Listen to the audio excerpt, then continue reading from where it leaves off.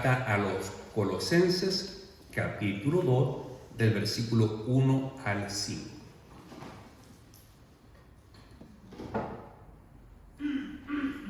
Vamos a leer, así dice la palabra del Señor.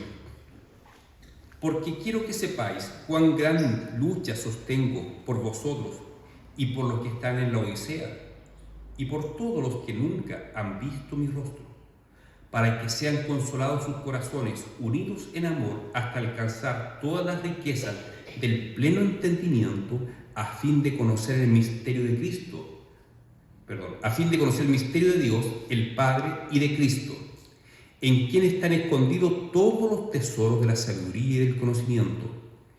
Y esto lo digo, para que nadie os engañe con palabras persuasivas. Porque aunque estoy ausente en cuerpo, no obstante en espíritu estoy con vosotros, gozándome y mirando vuestro buen orden y la firmeza de vuestra fe en Cristo. Oremos. Señor Dios Todopoderoso, nos presentamos ante ti para rogarte, para suplicarte, Señor, que tu Espíritu Santo guíe nuestras mentes, que tu Espíritu Santo afecte nuestros corazones, para que tu palabra pueda fortalecer, pueda edificar y también corregir nuestras vidas. Te lo pido, Padre, en el nombre de nuestro Señor Jesucristo. Amén. Hermano, yo sé que todos ustedes deben conocer a alguna persona que es muy trabajólica, que trabaja de lunes a domingo, que nunca para.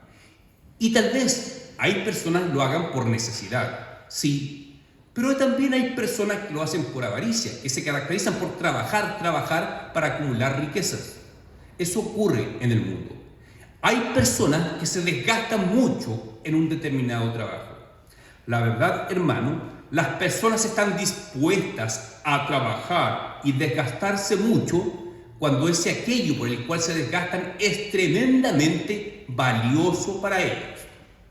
Nadie se va a desgastar trabajando por algo que no sea importante para él, algo que lo apasiona, algo que lo consuma. Yo recuerdo, los más jóvenes no lo van a conocer, pero los que tenemos cierta edad, la mayoría acá creo que conocimos, a un exfutbolista chileno que fue futbolista en los años 40 y 50, era un arquero, Sergio Livington. Yo creo que la mayoría lo conoció. Ese hombre se retiró del fútbol en el año 59 e inmediatamente comenzó a trabajar en radio y después en televisión como comentarista deportivo. Sergio Livington murió en el año 2012 a los 92 años. ¿Y hasta qué edad trabajó Sergio Livington? Hasta los 92 años. Es decir, tenía 92 años, seguía en la tele, en la transmisión de partido. Un hombre que trabajó toda su vida, nunca descansó. ¿Por qué ese hombre, Sergio Livington, trabajó toda su vida en torno al fútbol? Porque era su pasión, era lo más importante para él. Entonces, por eso les digo, las personas están dispuestas a sacrificarse, a entregar lo mejor de sí, cuando hay algo es tremendamente importante, es algo que los apasiona, algo que envuelve su vida. Para algunas personas como este hombre fue el fútbol. ¿Y por qué les cuento de esto? Porque acá el apóstol Pablo está hablando que él se está desgastando, está trabajando intensamente por el bien de la iglesia. La semana pasada vimos cómo el apóstol Pablo da a conocer, es decir, Dios a través de Pablo da a conocer el misterio que en otras épocas no fue revelado, que es la persona de Cristo mismo. Y dice, Cristo en vosotros, la esperanza de gloria, es el gran misterio que ha sido revelado.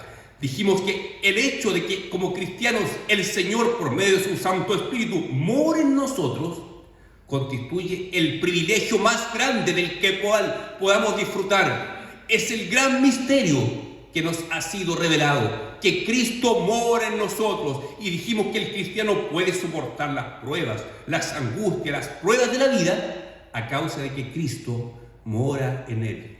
Y Pablo dice que él se esfuerza en predicar para que la imagen de Cristo sea formada en los cristianos. Y acá continúa el capítulo 2.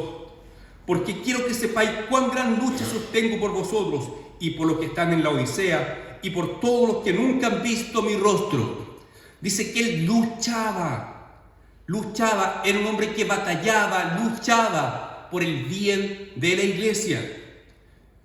Pablo sufrió. Cuando escribe esta carta estaba preso, su primera prisión. Uno, si estuviera preso, probablemente estaría clamando: Señor, por favor, sácame de aquí. Pero Pablo estaba dispuesto a sufrir en la prisión, porque tenía claro que el propio Señor Jesucristo había dicho: si a mí me persiguieron, a ustedes también los perseguirán. Si a mí me injuriaron, a ustedes también los injuriarán. Y como el propio Pablo le dijo a Timoteo, todo aquel que quiera vivir la vida piadosa va a padecer persecución. Entonces Pablo tenía claro que él luchaba no en vano. Él luchaba por el Evangelio, por ser fiel al mandato de Dios.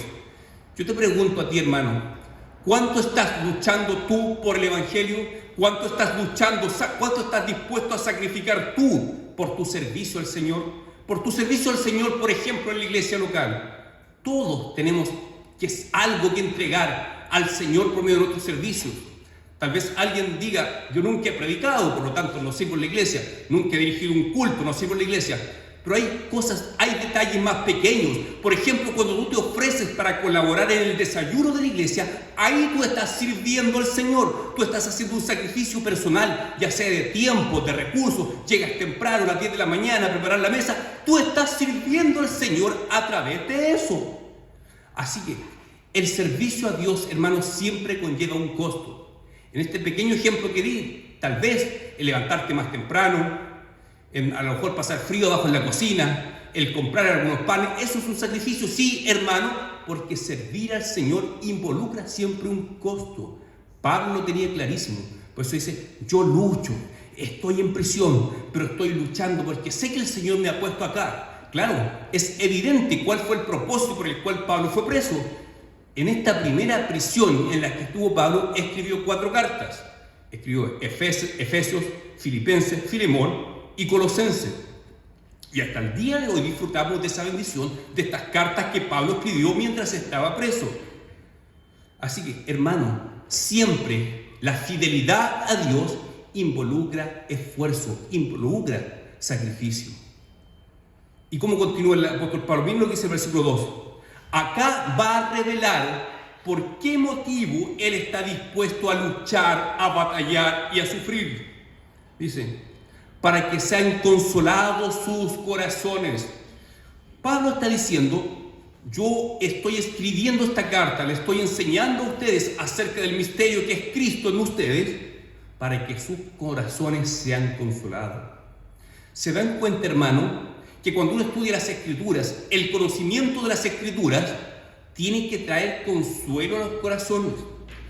Hay personas que piensan que una cristiana, mientras más estudia la Escritura, se endurece, se enfría espiritualmente. Pero eso no es lo que dice la Biblia. Pablo se esfuerza por entregar conocimiento de Cristo para que los corazones de las personas sean consolados. Hermano, mientras tú más conoces al Señor por medio de las Escrituras, más consuelo tiene tu corazón.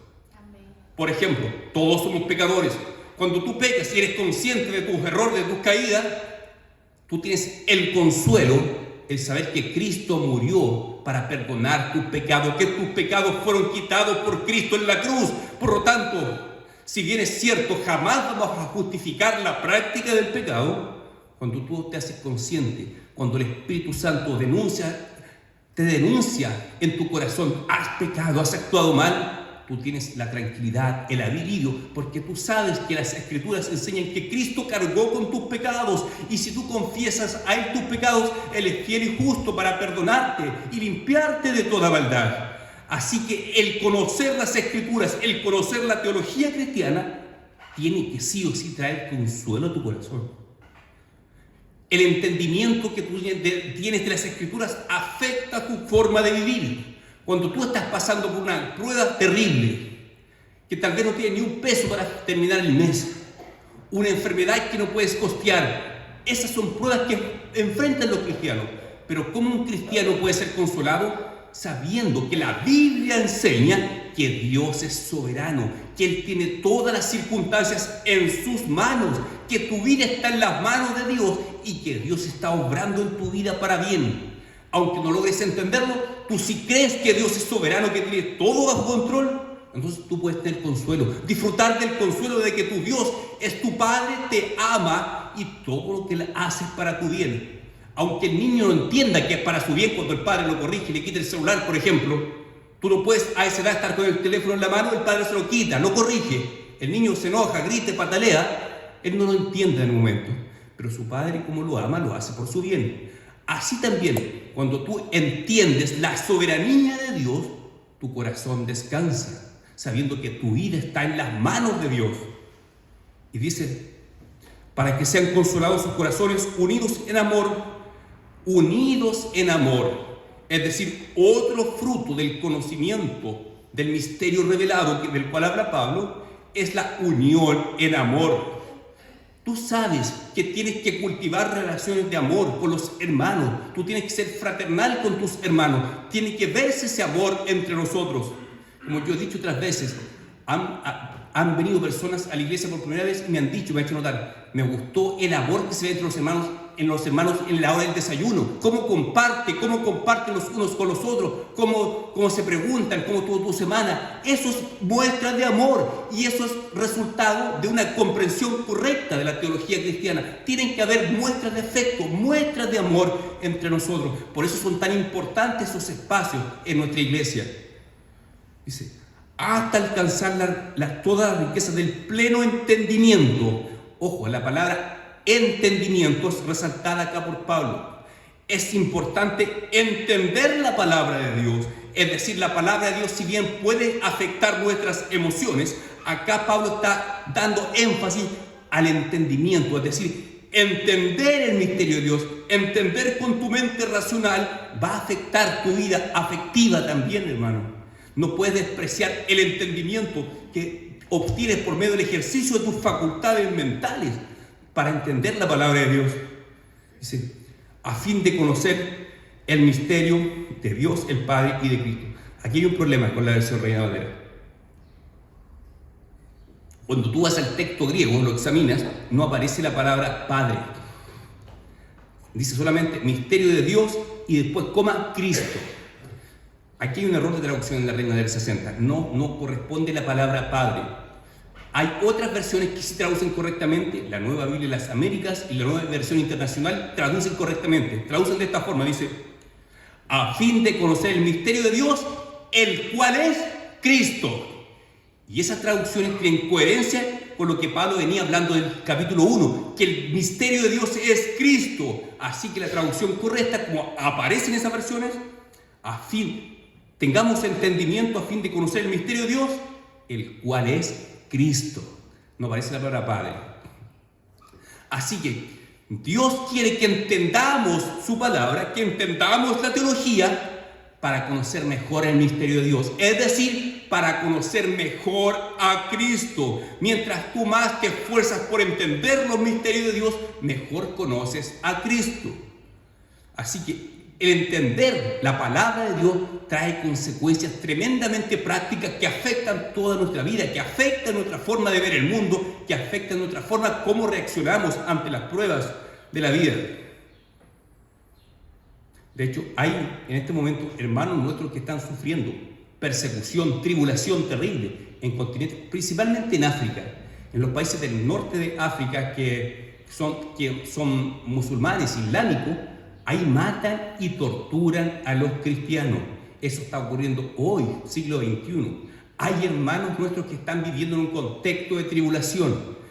Tribulación que nosotros no logramos dimensionar porque no la vivimos. Ahora, el conocer mejor a Cristo, obviamente, permite que sus hermanos puedan mantenerse firmes en su fe, aunque les cueste su vida. ¿Qué pasaría si llegase una tribulación así en nuestra vida? Si llegase una persecución así en nuestro país, ¿permaneceríamos firmes? Si tú conoces bien al Señor, vas a permanecer firme. Si no conoces bien al Señor, trae consecuencias. Que más abajo Pablo habla de esas consecuencias. Ya las vamos a ver. Dice, el misterio de Dios, el cual es Cristo, en quien están escondidas todos los tesoros de la sabiduría y del conocimiento. Estas palabras están escondidas tampoco es la mejor traducción. La mejor traducción, en Cristo están depositados todos los tesoros de la sabiduría y del conocimiento. Es decir, en Cristo mora la sabiduría y el conocimiento en forma plena. En Cristo mora toda la plenitud de Dios. Así que, hermanos, si tú quieres ser más sabio, busca más a Cristo. Mientras más tú te acercas a Cristo, mientras más comunión tú experimentas con Cristo, vas creciendo en sabiduría. Así que en Cristo está depositada toda la sabiduría y el conocimiento de Dios. Mientras tú más conoces a Cristo, más conoces a Dios su Padre, más conoces al Espíritu Santo. Por medio de Cristo se nos da a conocer el ser trino de Dios. Mientras más conocemos, mientras mejor entendemos y mejor nos relacionamos con Cristo, más sabios nos hacemos a la vez. Luego el versículo 4 dice: y esto lo digo para que nadie os engañe con palabras persuasivas. Recuerden, Pablo está enfatizando la importancia de entender el misterio, el cual es Cristo. La importancia de entender con nuestra mente y de conocer a Cristo. Y la consecuencia de no entender los misterios de Cristo trae como consecuencia lo que dice acá: vas a ser fácilmente engañado por falsos maestros con palabras persuasivas. Dice, y esto lo digo para que nadie os engañe con palabras persuasivas. Los falsos maestros utilizan un lenguaje muy especial, muy sublime, muy agradable, de tal forma que uno no detecte que son falsos maestros. De hecho, uno de los falsos maestros que se introdujeron en la iglesia cristiana a fines del siglo XVIII y principios del XIX, un movimiento que partió en Alemania con un hombre llamado Friedrich Schleiermacher, que era un pastor luterano, un pastor y teólogo luterano. Él comenzó a enseñar, él es reconocido como el padre del liberalismo teológico. ¿Qué es lo que es el liberalismo teológico? El no creer que la Biblia es palabra de Dios. Cuando tú escuchas a alguien dice, no, lo que dice la Biblia son opiniones de hombres de otras épocas, no es palabra de Dios. Lo que dice la Biblia hay que entenderlo de acuerdo a nuestra época. Esos hombres eran anticuados los que escribieron en esa época. Estos hombres eran machistas, dicen algunos. Ese tipo de pensamiento se llama liberalismo teológico. Es decir, dudar, poner en duda que lo que dice la Biblia es palabra de Dios. Cuando él dice, no, yo creo que esto se le ocurrió a los hombres aquí ponerlo, esto no viene de Dios. Eso se llama liberalismo teológico, que es una herejía que entró en la iglesia reformada con mucha fuerza en el siglo XVIII y XIX, y todavía hay secuelas de eso. Por ejemplo, cuando ustedes ven en Estados Unidos, iglesias ordenan pastores homosexuales y dicen, hay que acordarse la época, eso es liberalismo teológico. Es decir, no reconocen que lo que está escrito es palabra de Dios y que la palabra de Dios permanece intacta para siempre, indistintamente de las épocas, indistintamente de las modas. La palabra siempre sigue siendo la palabra de Dios, por lo tanto es normativa para nosotros. Pero esos maestros, los liberales, son muy sutiles en su forma de engañar. Por eso, si tú no entiendes bien a Cristo, si no entiendes bien la palabra de Dios, estás expuesto a ser engañado por falsos maestros. Por eso advierte acá Pablo. Y esto lo digo para que nadie os engañe con palabras persuasivas. El liberalismo teológico se está metiendo mucho en las iglesias protestantes. El que te hace dudar que la Biblia realmente es palabra de Dios o es palabra de hombre. ¿Quién fue el primero que trató de seducir al hombre para que ponga en duda que la Biblia es palabra de Dios? ¿Recuerdan lo que pasó en el huerto del Edén? Cuando Satanás le dice a la mujer, come de este fruto, la mujer le dice, no, porque Dios nos ha dicho que no comamos de ese fruto. Y Satanás le dice, ¿con que Dios les ha dicho eso? No, le dice, lo que pasa es que Dios sabe que si ustedes comen de este fruto, van a ser más sabios, van a ser como Él, van a ser dioses.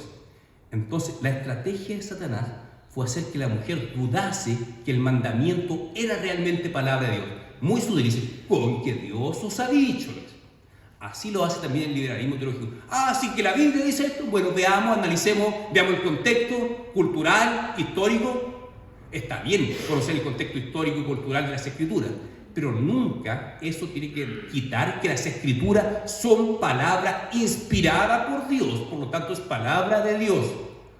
Por eso es tan importante, y dice Pablo que él luchaba, se esforzaba en enseñar, en escribir cartas, en predicar también, para que los hermanos entiendan los misterios de Dios.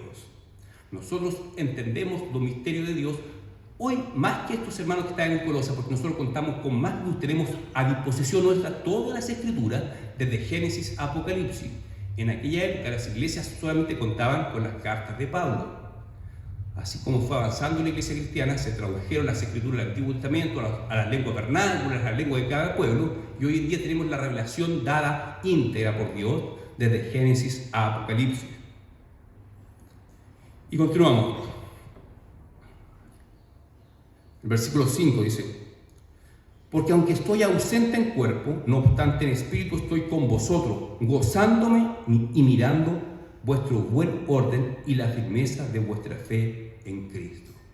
Pablo estaba preso y sin embargo dice que estaba gozándose cuando veía la firmeza de la fe en Cristo de estas personas, porque ciertamente Pablo, estando preso, recuerden, lo visita Epafras, que fue el pastor que fundó la iglesia en Colosas, y le cuenta los problemas que habían en Colosas, pero también le habla bien, que hay hermanos que están muy firmes en la fe, y a causa de esto Pablo se goza.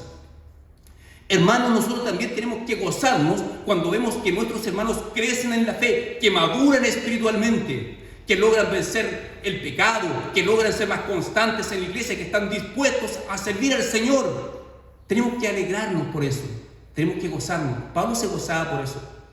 Pero ojo, también tenemos que preocuparnos y entristecernos cuando hermanos dejan de congregarse, o cuando vemos que hay hermanos que llevan muchos años en la iglesia y no maduran espiritualmente. Siguen pensando de forma secular, siguen sin entender los rudimentos básicos de la fe, no tienen disposición al servicio, no se ofrecen para ayudar en nada. Cuando vemos hermanos así, tenemos que angustiarnos, hermanos. Tenemos que preocuparnos y luchar, orar por esos hermanos, acercarnos a ellos, tratar de enseñarles, tratar de guiarlos. Eso sí a Pablo. Eso tenemos que hacer nosotros. ¿Lo tengo que hacer yo como pastor? Por supuesto que sí, pero no solamente el pastor. Todos nosotros tenemos que sentir ese tipo de preocupación por los hermanos que vemos que se alejan o que tal vez están, pero no están dispuestos a pagar este costo que involucra servir a Cristo. Pablo deja claro: yo estoy preso, pero estoy luchando por su crecimiento. Me esfuerzo para que ustedes entiendan mejor al Señor, porque me temo, dice Pablo, que si no lo hago ustedes van a ser fácilmente engañados. En la iglesia de Colosas ya habían falsos maestros. Más adelante, a medida que avancemos en la carta, vamos a ver qué estaban enseñando estos falsos maestros en la iglesia de Colosas. Pero todos tenemos que luchar por el bien de nuestros hermanos, por el crecimiento espiritual de nuestros hermanos. Ahí reflejamos también el amor, del cual hablaba en el versículo 5, de unidos en amor. Cuando tú manifiestas preocupación por tu hermano, estás unido a él en amor.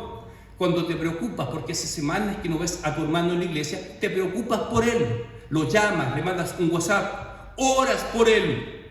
Cuando hay hermanos que no tienen disposición para el servicio, tú también preocúpate por él. Todos estamos llamados a preocuparnos y a luchar y a batallar por el bien de nuestros hermanos, por el bien de la iglesia. Así que, hermanos, resumiendo, Pablo dice que lucha, es decir, paga un costo por servir a Cristo. Tiene claro que va a haber persecución, va a haber cárceles.